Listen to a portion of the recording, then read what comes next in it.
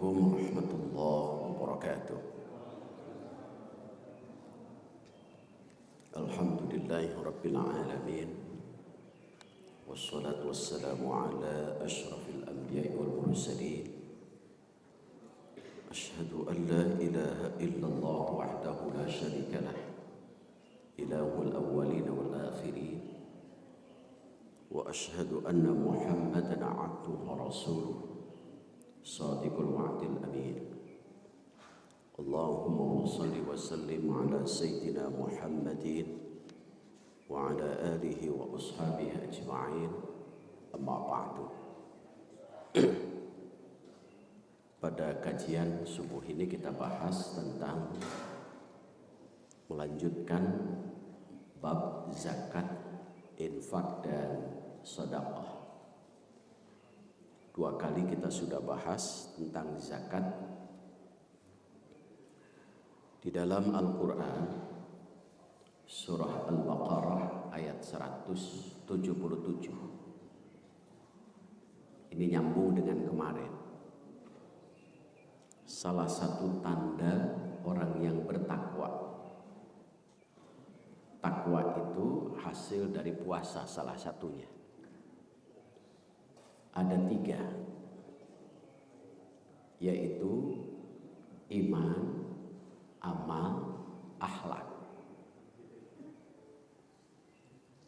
Jadi tanda orang yang takwa itu ada iman, ada amal, ada akhlak. Imannya kepada siapa? Man amana billah, satu kepada Allah, wal yaumil akhir, di hari akhir, wal malaikah, dan para malaikat, wal kitabi, kitab-kitab Allah, wan nabiyyin, dan para nabi. Itu kemudian terangkum dalam rukun iman. Yang kedua, tanda orang yang takwa adalah ada amal. Amalnya adalah wa atal mala ala hubbih, memberikan harta tepat waktu, harta sebelum jatuh tempo, kemudian mengurai sesuatu yang kusut, ata itu, kemudian memberikan jalan kemudahan. Kepada siapa? Wa atal mala ala hubbihi dzawil qurba, kepada kerabat dekat, wal masakin, dan miskin, wasaili, dan orang-orang yang minta-minta. Walaupun dalam hadis itu hukum asalnya minta-minta itu tidak boleh, haram hukumnya, kecuali satu, bagi orang yang miskin atau fakir miskin, yang kemiskinannya disaksikan minimal oleh 2 orang. Jadi makanya Yusuf Qaradawi menyebut harus ada humfisid, supaya betul-betul verifikasi apakah ia tergolong fakir dan miskin atau fakir miskin jadi-jadian. Jadi betul-betul ya fakir dan miskin. Atau orang yang melaporkan bahwa ia fakir dan miskin betul-betul jujur benar laporan itu. Karena 2 orang yang bersaksi ini ia menyatakan bahwa ia betul-betul fakir miskin. Itu yang pertama, bolehnya minta-minta. Yang kedua, dibolehkannya minta-minta itu karena ada hukuman diat. Diat itu adalah karena terkena hukuman kisos, kemudian oleh ahli warisnya dimaafkan. Tetapi syaratnya ahli waris itu boleh saya maafkan, tapi dia harus membayar tebusan. Misalkan sebesar 50 juta. Orang yang melakukan kesalahan ini dimaafkan oleh ahli waris, tidak punya uang untuk bayar diat 50 juta yang diminta ahli waris itu, maka boleh ia minta-minta sejumlah yang diminta oleh ahli waris. 50 juta itu tidak boleh keterusan karena dapat untung. Itu. Yang ketiga, bolehnya minta-minta itu adalah karena ia terkena musibah, harta bendanya habis.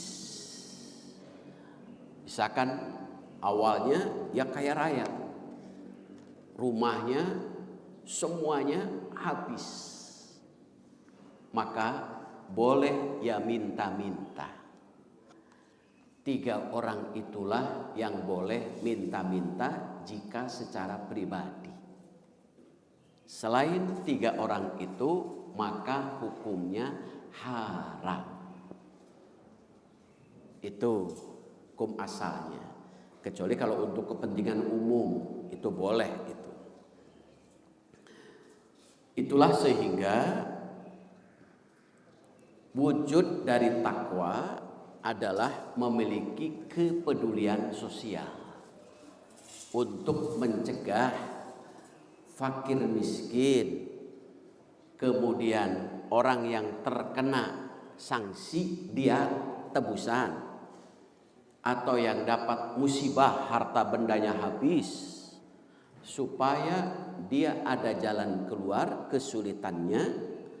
Maka disitulah pihak orang yang mampu, yang memenuhi nisab untuk dengan sadar membayar zakat itu. Jika tidak memenuhi nisab, maka kesadaran untuk lapang dada, infak dan sedekah. Yang ketiga, tanda orang yang takwa itu adalah memiliki akhlak. Maka orang yang takwa dengan iman kepada Allah, hari akhir, para malaikat, kitab Allah dan para nabi, maka ia akan tumbuh kesadaran untuk bayar zakat. Sehingga zakat itu di dalam Quran surah At-Taubah ayat 60, Quran surah At-Taubah ayat 103 disebut dengan lafadz shadaqah. Khudh min amwalihim shadaqatan. Sedekah artinya zakat.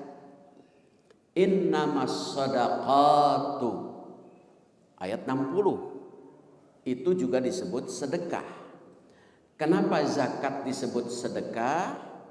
Karena orang yang mampunya dan mustahiknya satu harus benar, menyatakan benar, tidak ada dusta di antara kita. Kira-kira begitulah nyanyian itu. Muzaki tidak ada dusta, karena siapa yang tahu bapak ibu punya harta sekian ratus juta? Nggak ada yang tahu.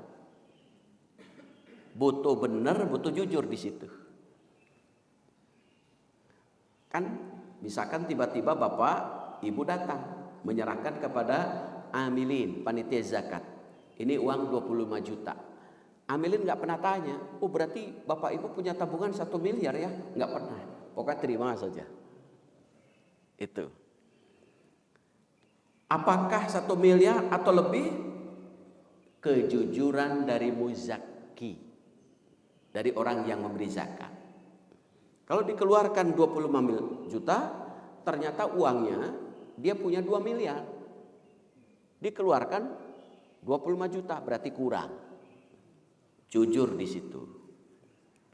Atau ia mainkan. Punya uang 100 juta. Tahun kemarin tanggal 9 April ia dapat. Tahun kemarin 2023. Jatuh temponya 9 April 2024. Dia mainkan tanggal 8 April 2024 ia serahkan kepada istrinya. Maka suami tidak wajib bayar zakat.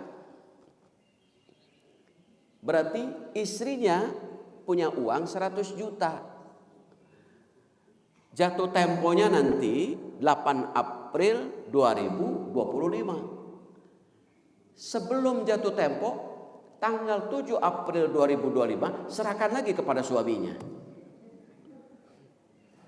Dimainkan untuk menghindari supaya tidak bayar zakat, ia tidak benar, tidak jujur. Karena ada permainan. Makanya zakat itu perlu jujur, perlu benar. Dari muzaki. Dari mustahik pun perlu benar, perlu jujur. Fakir itu apa? Fakir itu hidupnya lebih susah dari miskin. Karena ia tidak punya pekerjaan, tapi punya kebutuhan yang mendesak. Fakir. Miskin punya pekerjaan, tetapi tidak bisa memenuhi kebutuhan pokok. Fakir miskin datang. Gelang emasnya, toko emas berjalan. Cincinnya banyak, gelangnya banyak, kalungnya banyak, pakai motor lagi. Berarti ia tidak jujur. Fakir, miskin, jadi-jadian gitu.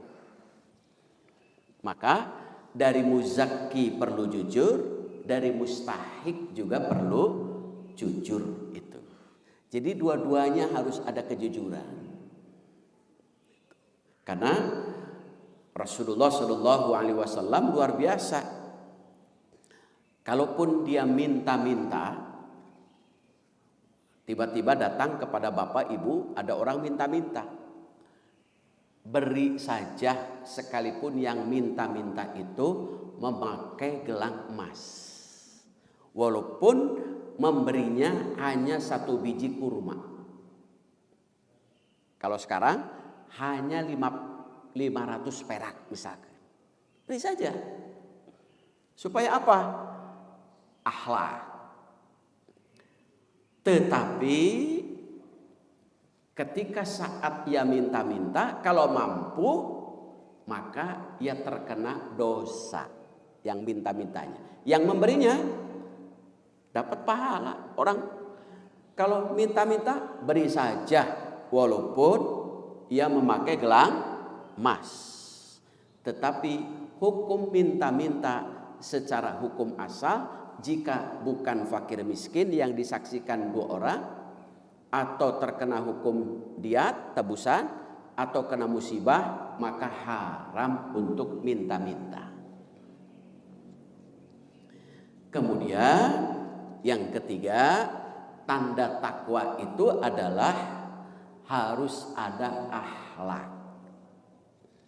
Makanya dalam Al-Quran surah Al-Baqarah ayat 263, ya ayyuhalladzina amanu la tubtilu sadaqatikum bil manni wal adha.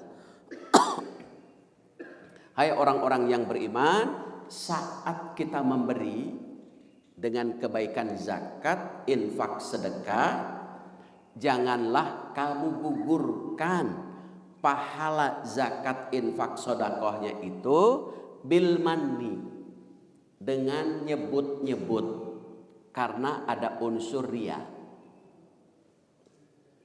Atau wal adha, memberi sambil menyakiti orang yang diberi.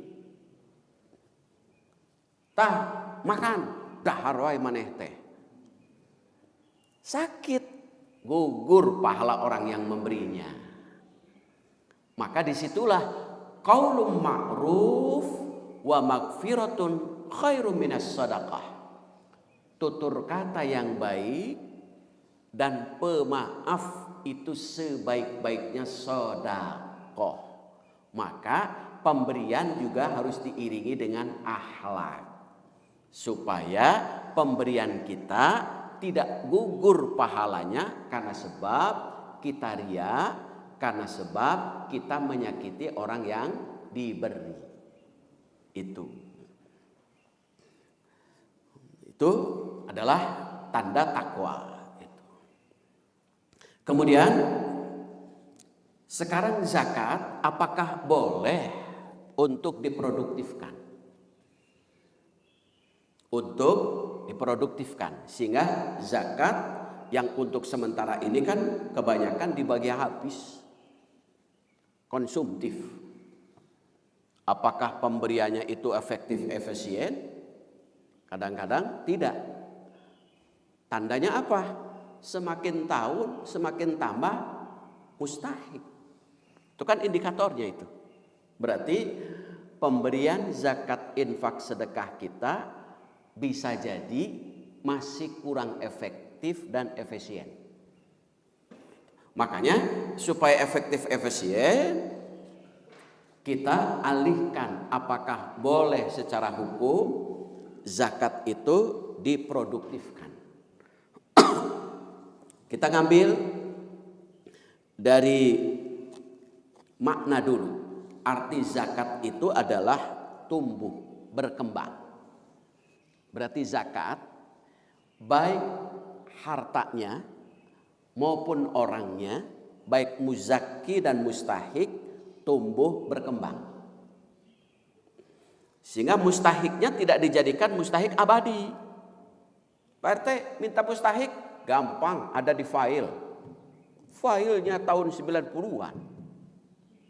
Di print, mustahiknya ternyata diabadikan ini. Nah, itu kan mustahiknya. Bahkan ada tambahan mustahik, abadi.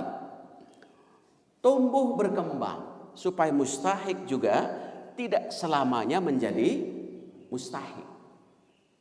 Tapi prinsip Umar bin Khattab luar biasa.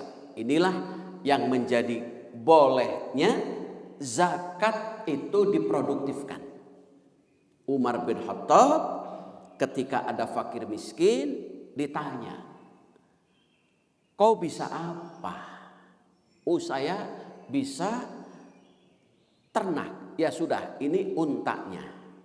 Diberikan modal. Ini untanya, kemudian tahun depan kau harus muzaki. Tahun sekarang kau mustahik, tahun depan muzaki. Selalu itu Umar bin Khattab pesannya kepada para mustahik.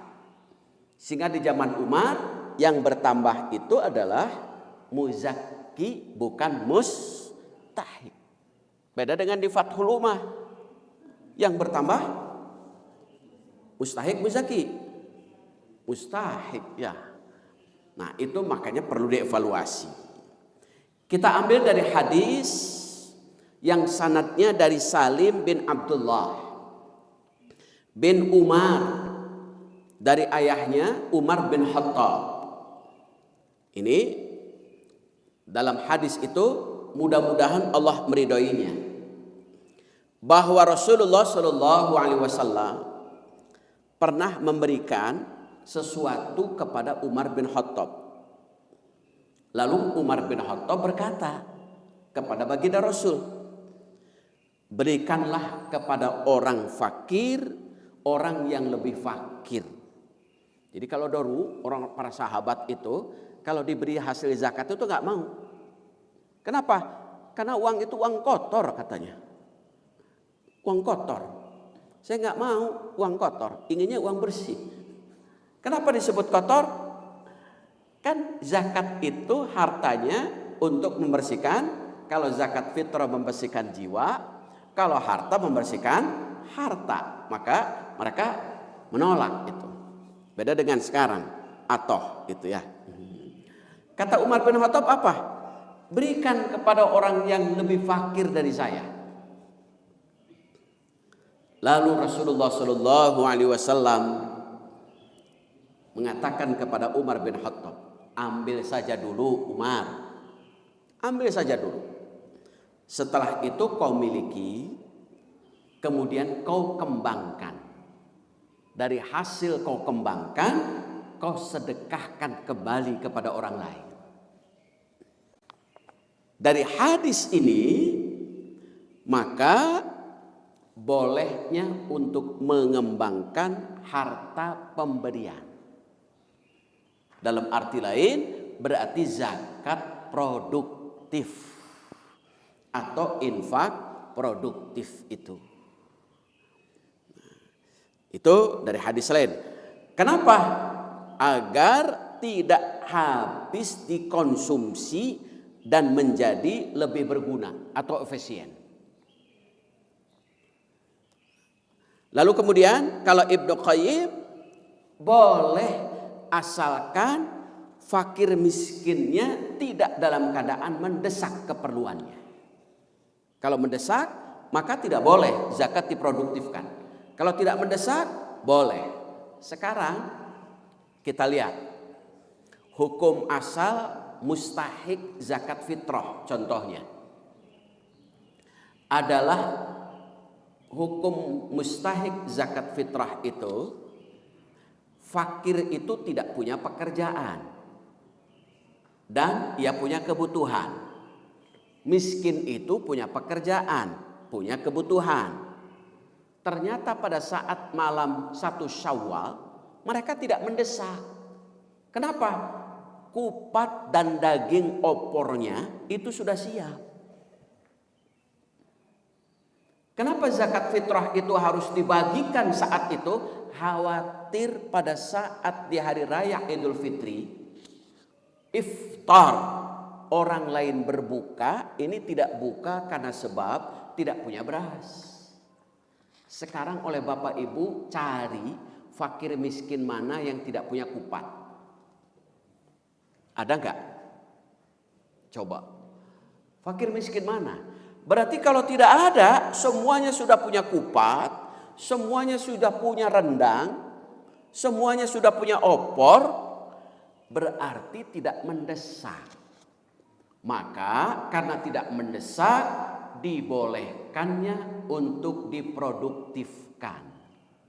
Kata Ibnu Qayyim itu di situ. Dibolehkannya untuk produktif. Imam Nawawi, dia adalah ulama yang bermadhabkan Imam Syafi'i. Walaupun kita kadang-kadang campur. Contoh zakat fitrah. Secara tekstual hadis, so'an min tamrin wa so'an min syair. Zakat fitrah itu dari kurma gandum. Itu hadis. Sekarang ada enggak di Quran, di hadis zakat dengan beras? Ada enggak Pak Bu? Di Quran hadis zakatnya dengan beras? Enggak ada. Ya kan? Dikiaskan oleh Imam Syafi'i. Kurma gandum adalah makanan pokok. Makanan pokok kita bukan kurma, bukan gandum. Tetapi itu makanan yang lain. Makanan pokok kita adalah beras. Maka kata Imam Syafi'i, zakat fitrah itu harus dikeluarkan dengan beras. Jadi kalau Bapak bermadhabkan Imam Syafi'i, zakat fitrah itu dengan beras. Sekarang kebanyakan zakat fitrah itu dengan beras atau dengan uang? Dengan uang. Berarti sudah mengambil mazhab Abu Hanifah. Dikonversikan. Zakat fitrah itu boleh dikonversikan tidak dengan beras tapi dengan uang. Kenapa? Kalau beras Imam Syafi'i alasannya makanan pokok. Kalau uang kebutuhan pokok, itu mazhab Abu Hanifah. Jadi Bapak Ibu, itu zakat fitrah dengan uang itu mazhabnya mazhab Abu Hanifah. Campur gening. Tidak dengan Imam Syafi'i. Itu bermadhabkan. Kenapa? Mustahiknya juga sekarang beras sudah ada, ternyata uang. Kalau asal kita memberikan kepada mustahik, maka uang itu bukan untuk dibelikan beras, tetapi dibelikan pulsa. Tidak efektif dan efisien di situ. Nah, di situ kurang efektif berarti dan kurang efisien. Maka Imam Nawawi menjelaskan, zakat yang disalurkan kepada para mustahik bisa jadi dalam bentuk modal. Itu bisa saja dalam bentuk modal berupa harta perdagangan atau alat-alat lain kepada fakir miskin. Kalau ia potensinya dagang, berarti dagang. Kalau ia potensinya petani, butuh traktor. Potensinya. Imam Nawawi menyatakan boleh itu zakat dalam bentuk modal. Itu Imam Nawawi itu. Kenapa? Tetapi harus ada syarat ketika dalam bentuk modal. Syaratnya apa? 1, mustahik memiliki iman dan takwa. Cari mustahiknya. Karena kalau mustahiknya tidak iman tidak takwa, bisa bohong. Syaratnya itu yang pertama. Itulah pentingnya verifikasi. Yang kedua, mustahiknya butuh jujur dan amanah. Ini yang susah ini. Mencari jujur dan amanah. Mustahiknya. Yang ketiga, mustahiknya dari keluarga yang kurang mampu. Pendapatan lebih kecil dari keperluan harian. Rumah yang ditempati sementara dan tidak layak ditempati. Berarti kan harus ada kunjungan itu, home visit. Tidak layak ditempati. Rumahnya juga ngontrak. Karena ini sebutnya ditempatinya sementara. Berarti ngontrak itu. Yang kelima itu tidak bekerja sebagai ASN. Jangan sebagai ASN, jangan sebagai pegawai negeri atau pegawai swasta, karyawan. Jangan yang punya gaji. Itu. Karena kalau yang punya gaji, ya kriteria ini akan dipilih oleh pengelola zakat itu tentunya. Yang kelima, memiliki tempat usaha atau dagang tetap dengan aset yang sedikit. Kalau dalam istilah bank mungkin KUR ya. KUR itu kredit usaha apa KUR teh? Hah? Rakyat. Kredit usaha rakyat. Harus ada. Tetapi harus sinergik dengan orang yang ahli. Sehingga tidak dilepas, tetapi orang yang diberi modal itu mau untuk ada pendampingan. Tidak dilepas. 1, mau untuk didampingi. Yang kedua, mau untuk membuat laporan progresifnya. Itu syaratnya itu. Jika akan dalam bentuk modal, tidak asal. Di kriteria tidak asal, supaya uang zakatnya kalau dalam istilah Bappenas dulu itu semacam revolving fund. Revolving fund itu perputaran modal.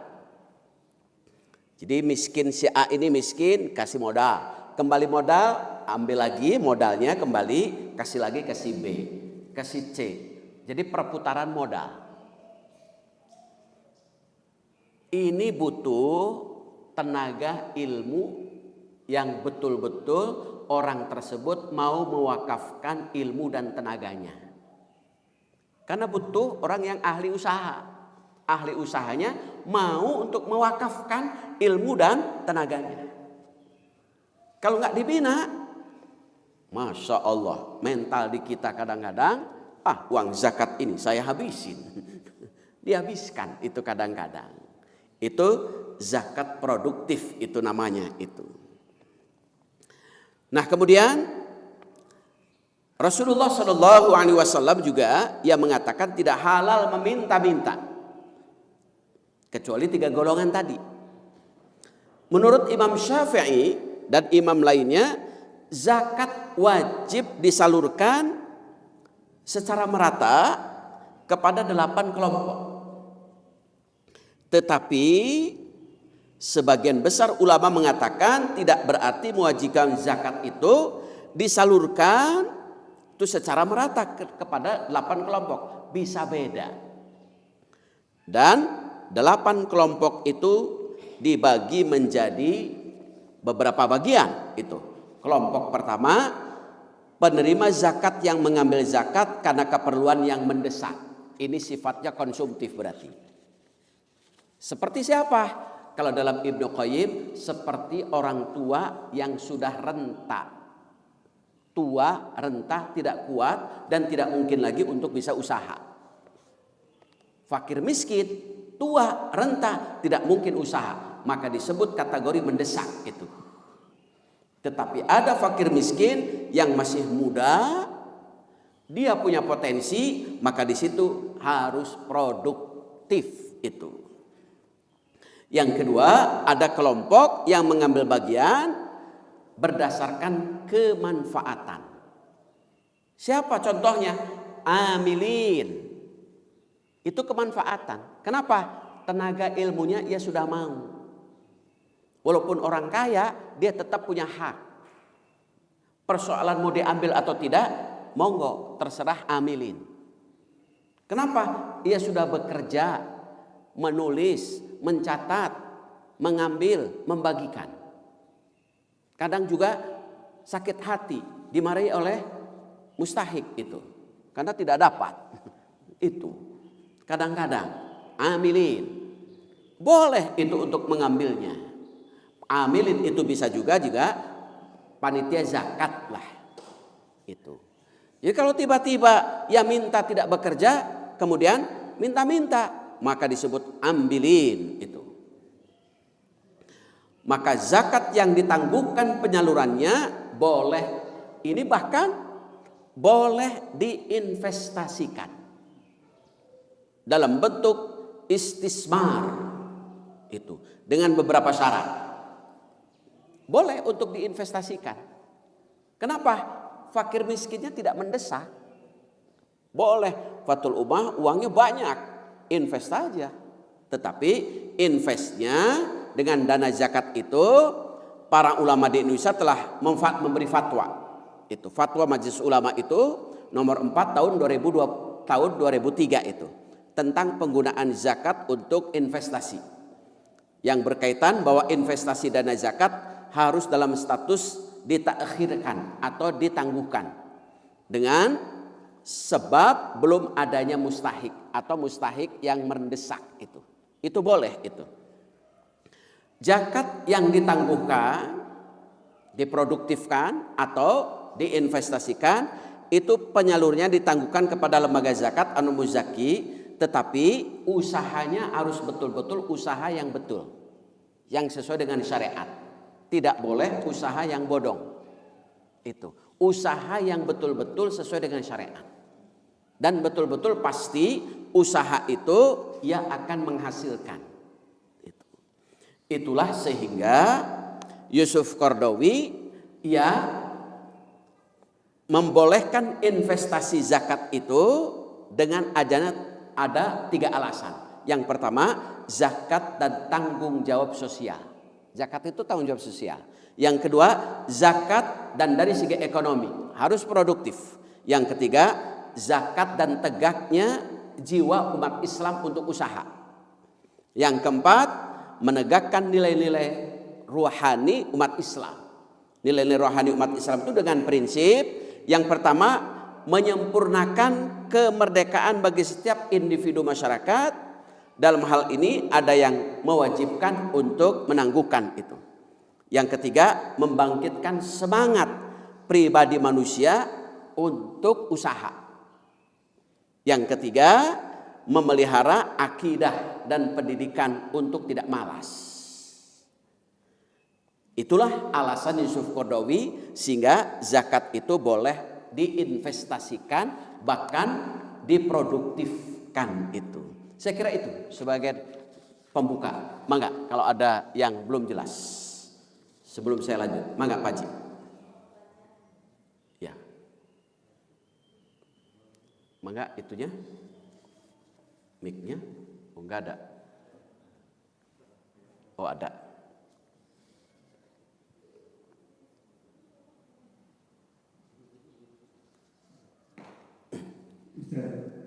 Tadi Ustaz mengatakan bahwa zakat itu bisa diproduktifkan, bahkan tujuannya yang tadi mustahil jadi jatuh. Contohnya dari umat. Nah masalahnya ini Ustaz, tadi kan jelas memberikan modal seperti tadi unta ya, supaya berkembang nanti kamu menjadi berjati. Itu kan saya. Nah, kalau misalkan tadi dikatakan menjadi misalkan ini bentuknya apakah pinjam, dipinjamkan itu dengan istilahnya pinjam gitu ya. Itu perbedaannya gimana Ustaz? Ini tadi dipinjamkan tapi dia harus mengembalikan modalnya itu. Nah, masalahnya kalau misalkan dia tidak bisa mengembalikan, itu berdosa enggak bagi dia, bagi yang menerimanya? Ya.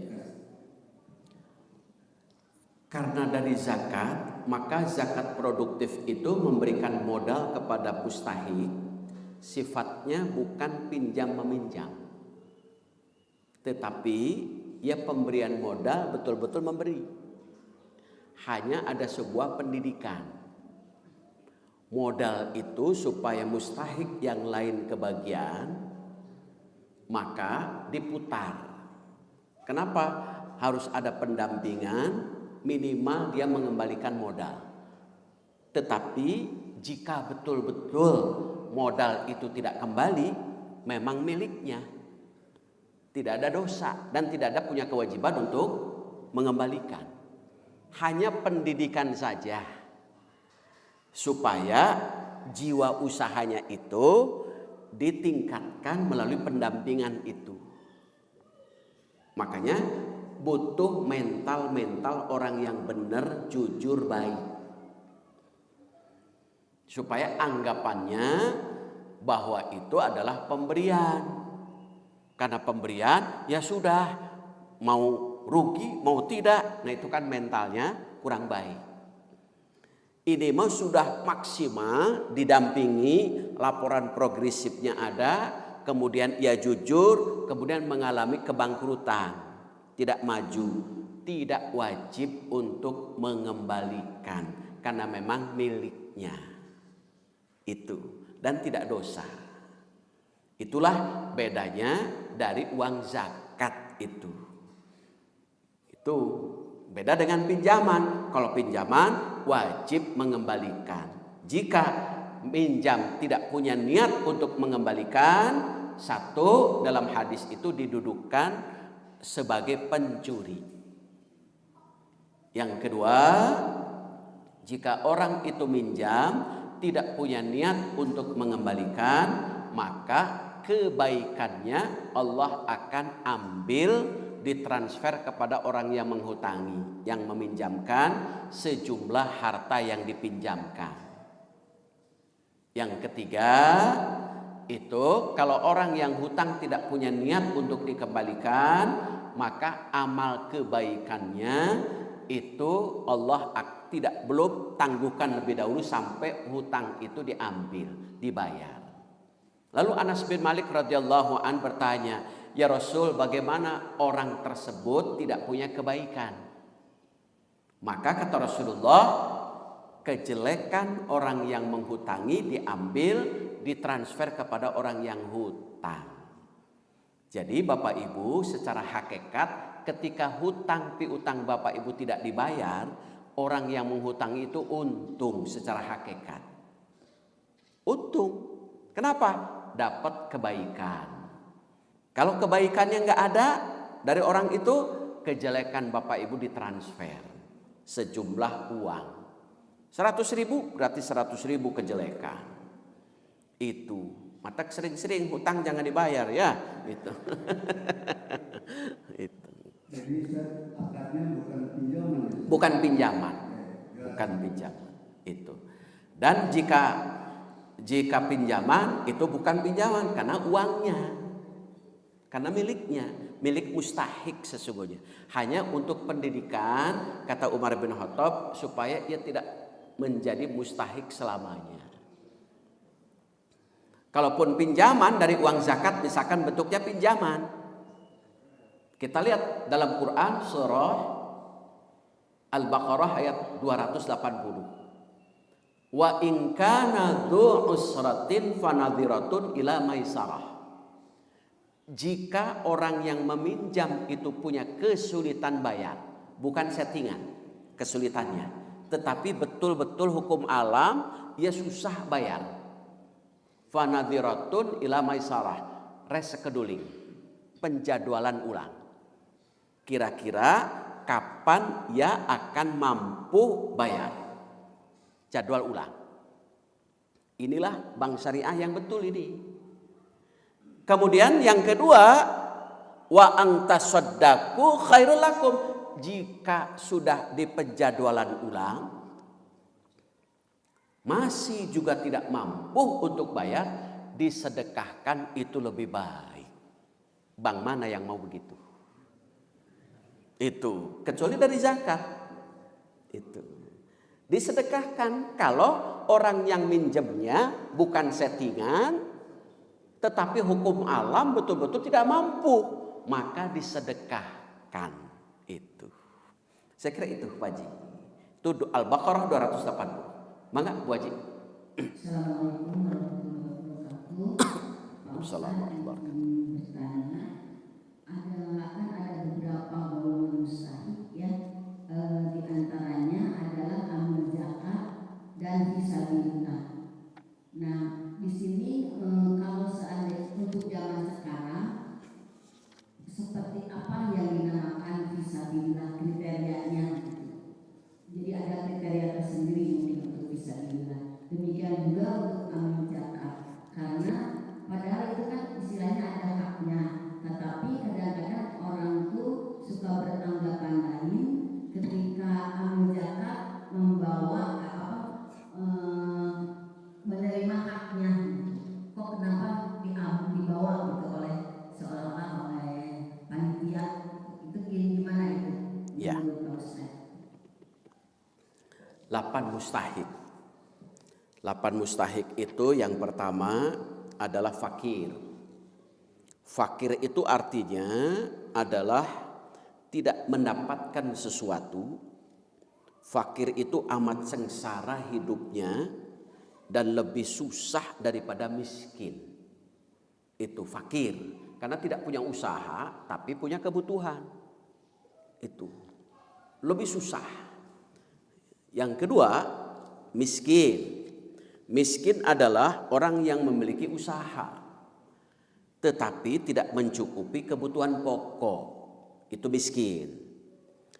Amilin, orang yang mendatangi muzakki dan berusaha mengumpulkan, membagi, kemudian menggunakan zakat atau disebut panitia zakat. Itu amilin. Kan biasanya susunan panitia. Nah, itu amilin.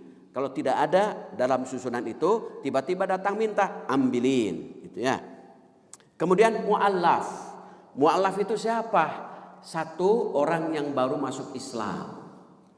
2, mu'allaf adalah orang yang sangat ditakuti kejahatannya, supaya lembut hatinya tidak jahat. Itu. Matak mu'allaf itu kalau ada yang jahat diberi. Bahkan ada yang mengatakan orang yang sangat pelit itu supaya sadar beri zakat, supaya dia sadar tidak pelit lagi itu. Kemudian hamba sahaya. Hamba sahaya itu siapa? Hamba sahaya adalah yang ditetapkan diberi tawanan. Bahkan Yusuf Qaradawi mengartikan hamba saya itu riqab adalah dia hidupnya terlilit hutang bank konvensional. Siapa yang mau membebaskan bank konvensional itu? Triliunan, uang zakat triliunan itu. Dia bangkrut. Nah, itu. Kalau gharimin mempunyai tanggungan utang dan tidak mampu untuk bayar, bisa jadi ia kaya raya tetapi jatuh miskin, bangkrut, punya hutang. Jangan gengsi, dia masuk gharimin. Itu. Sabilillah adalah, sabilillah ini yang tanyakan, seluruh kepentingan umat Islam. Masjid, rumah sakit, jembatan, apalagi pos ronda, apalagi pokoknya seluruh kepentingan umat Islam dan negara. Itu adalah sabilillah. Jadi kalau misalkan Fathul Ummah akan membuat rumah sakit, luar biasa itu. Sabilillah itu nantinya. Untuk kepentingan umat Islam. Itu. Kemudian ada juga yang mengatakan termasuk di dalamnya seluruh upaya kebaikan. Seperti kain kafan untuk mayit. Itu boleh kategorikan sabilillah belinya. Atau membangun jembatan. Atau juga benteng pertahanan. Atau juga untuk memakmurkan masjid. Seperti kegiatan-kegiatan. Itu dana operasionalnya lah. Kira-kira begitu. Ini kan memakmurkan masjid. Karena memakmurkan masjid itu maknanya ada dua. Satu, memakmurkan secara fisik. Yang kedua, memakmurkan secara kegiatan. Maka boleh kategori kegiatan itu dari sabilillah. Model khatib, ceramah-ceramah, itu boleh dari sabilillah mengambilnya. Itu. Ibnu Sabil itu adalah asal mulanya maknanya orang yang terputus dalam perjalanan. Bisa jadi di rumahnya ya kaya, tapi terputus, tidak punya ongkos. Maka ya kategori Ibnu Sabil. Itulah makna sabilillah. Saya kira itu Bu Haji. Ada lagi? Mangga Pak Haji.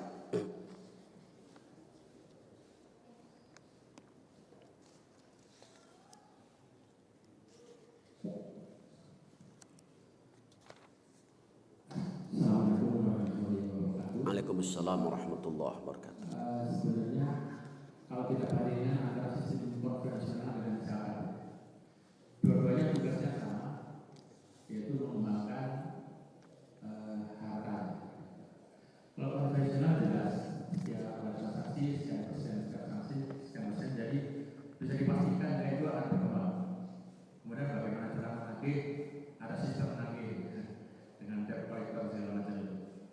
Nah sekarang untuk umat Islam ini kan modal utamanya zakat, dan kita harus mengembangkan zakat itu juga dengan situasi yang kalau misalnya tidak bisa mengembalikan, ya itu namanya gharim. Nah kira-kira bagaimana bisa memberi bayangan bahwa sistem Islam itu bisa mengembangkan uangnya, minimal bisa menyamai yang konvensional itu. Apakah itu suatu hal yang mungkin atau tidak mungkin? Terima kasih. Assalamualaikum warahmatullahi wabarakatuh. Jadi kalau dalam istilah masjid itu harus ada 5 pilar. Untuk zakat produktif juga harus ada 5 pilar. Yang pertama adalah pilar simbol Rasulullah SAW sebagai simbol sosok orang yang diteladani. Yang kedua, pilar Abu Bakar, sosok orang yang bijak. Yang ketiga, pilar Umar bin Khattab, sosok orang yang tegas. Yang keempat adalah sosok Utsman bin Affan, donatur, para dermawan. Yang kelima, Ali bin Abi Thalib, sosok orang yang semangat. Maka 5 pilar itu harus sinergi. Di Fathul Ummah ini ketika akan mengalihkan zakat menjadi zakat produktif, berarti harus ada tim yang sinergik. Di situ ada ahli agama, di situ juga ahli ekonomi yang mau untuk mewakafkan ilmu dan tenaganya. Apalagi ahli ekonomi diiringi dengan orang-orang yang berpengalaman dalam bidang usaha. Kalau orang-orang yang berpengalaman dan ahli dalam bidang usaha, maka insya Allah persislah mungkin bapak-bapak itu lebih pengalaman dalam membina usaha, merintis usaha. Pasti itu. Maka di situ butuhnya sinergik itu. Di kita kelemahannya itu kadang-kadang tenaga ahlinya yang mewakafkan tenaga dan ilmunya untuk masjid mengembangkan zakat produktif. Di Qatar itu banknya tanpa bunga. Banknya itu di Qatar. Sekarang bisakah Masjid Fathul Ummah membentuk bank tanpa bunga? Maka untuk sampai ke bank minimal dari mulai koperasi saja dulu. Koperasi. Tetapi tadi harus jujur benar. Jujur benar baik. Jujur benar baik itu modal pertamanya itu. Apalagi jujur benar baik dan dia juga sebagai ahli. Insya Allah itu. Kalau dikembangkan dengan orang-orang yang ahli, maka pasti akan ada berkembang sesuai dengan makna zakat itu. Itu modalnya. Bukan hanya modal uang, modal SDM. Khawatir uang zakat dikembangkan tapi yang error adalah human errornya. Itu yang bahaya kan? Karena tidak ada jujuran itu. Saya kira itu, Pak. Kemudian yang kedua, sebenarnya kemungkinan uang itu kembali ada. Hanya kalau kita memberikan uang ke Gorimi dalam bentuk suatu modal usaha gitu, kadang-kadang kalau dia tidak bisa mengembalikan kan artinya ya Gorimi kita beri uang. Tetapi faktanya memang ada yang mengembalikan. Nah, uang yang kembali ini statusnya uang apa? Uang zakat atau uang apa gitu? Tetap statusnya sebagai uang zakat yang diproduktifkan kembali ketika mengembalikan. Jadi misalkan tahun ini karena permodalan itu besar, kan bisa jadi modal itu lebih dari 1 juta. Pasti mustahik yang daftar itu lebih dari sekian. Maka diverifikasi mustahik mana yang pertama kali. Itu yang dipresentasikan yang skala prioritas. Si A masuk skala prioritas pertama. Setelah kembali modal si B, si C dan seterusnya turun. Jadi semacam waiting list. Itu kalau dalam haji kan ada waiting list itu. Ini juga sama, fakir miskinnya nanti waiting list itu. Tetapi syaratnya satu supaya mudah ini, sudah mempunyai suatu usaha produktif yang layak. Itu syaratnya. Jadi bukan dari nol, sudah punya usaha. Nanti kan diverifikasi apakah usahanya produktif tidak ini. Yang kedua, bersedia menerima petugas pendampingan yang berfungsi sebagai pembimbing. Itu. Yang ketiga, bersedia menyampaikan laporan untuk secara berkala atau setiap 6 bulan sekali atau setiap 3 bulan sekali. Itu syarat pertamanya itu. Jadi itu, makanya ketat syaratnya, persis seperti syarat perbankan mungkin itu. Persis itu. Supaya apa? Perbankan itu kan tidak mau rugi. Zakat juga jangan sampai rugi, maka syarat-syaratnya itu. Jadi tidak asal orang. Itu. Kalau asal orang tidak mau usaha, ya sudah konsumtif saja itu. Itulah sehingga zakat bisa menaikkan muzaki, menurunkan mustahik. Itu sasaran kita itu. Jadi verifikasi mana mustahik-mustahik yang masuk di panitia, kemudian panitia verifikasi. Ya semacam perbankan lah. Ada verifikasi administrasi, ada wawancara, bahkan ada home visit gitu. Bahkan juga ada saudara atau tetangga yang dihubungi, kalau tidak salah itu. Betul nggak ini orang ini usahanya milik dia gitu. Bisa usaha fiktif nantinya, itu khawatirnya. Persis administrasinya persis seperti perbankan itu verifikasinya. Hanya bedanya kalau zakat tidak ada bunga, tidak ada administrasi. Jika ya satu saat bangkrut pun itu wa antasaddaqu khairul lakum, memang disedekahkan, tidak wajib untuk mengembalikan. Saya kira itu. Insya Allah bismillah Fathul Ummah akan memproduktifkan zakat mal, terutama itu ya, zakat mal atau zakat fitrah itu. Insya Allah itu. Tapi bentuk dulu timnya yang ahli. Gitu. Saya kira itu Pak. Ada lagi? Masih, Pak Haji.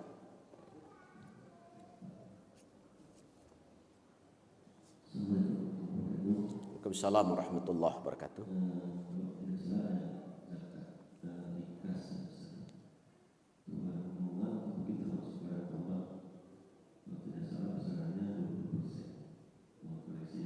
Ya betul 10% kalau temuan. Ya.